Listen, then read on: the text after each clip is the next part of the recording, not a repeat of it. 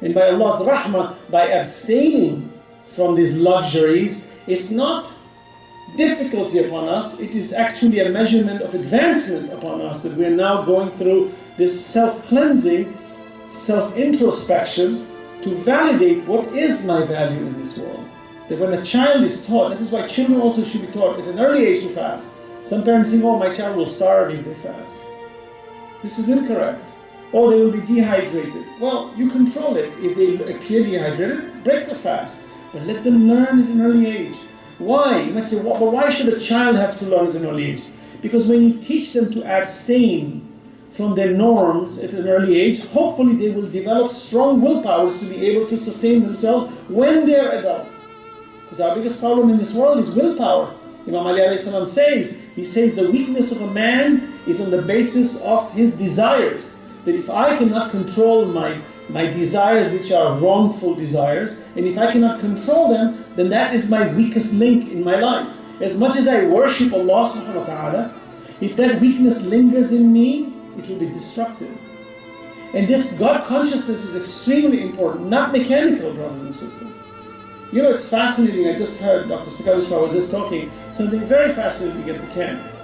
He said, Shimr Valjoshan, the man who beheaded Imam Hassanain alayhi salam, fought with Imam Ali alayhi salam in Siffin. He used to pray Salat al-Layl. He used to read Quran fluently. Was so pious outward. Shimr, the man that we know was one of the worst human beings in Karbala, was so pious appearing outwardly, was very prayerful, did not miss his prayer.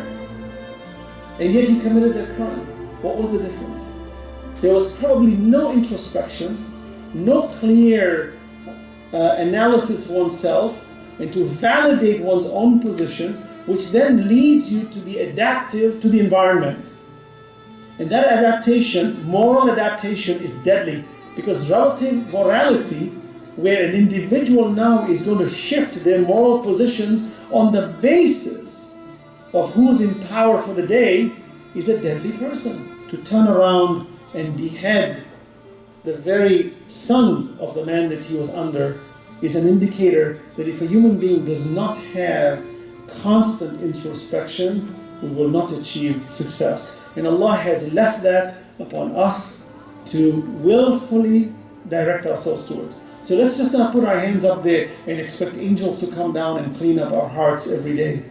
That if I put my hands up and say, رَبَّنَا آتِنَا فِي الدُّنْيَا حَسَنَةً وَفِي الْآخِرَةِ حَسَنَةً, that suddenly an angel will come down, put his hand in my heart, take all the black spots out of me and just polish me, Autopilot just because I put my hands up there?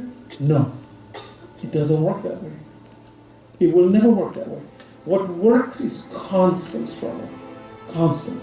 And there is an elegant reality that I'm realizing more and more as I grow older. There's an elegant reality that Allah protects our free will.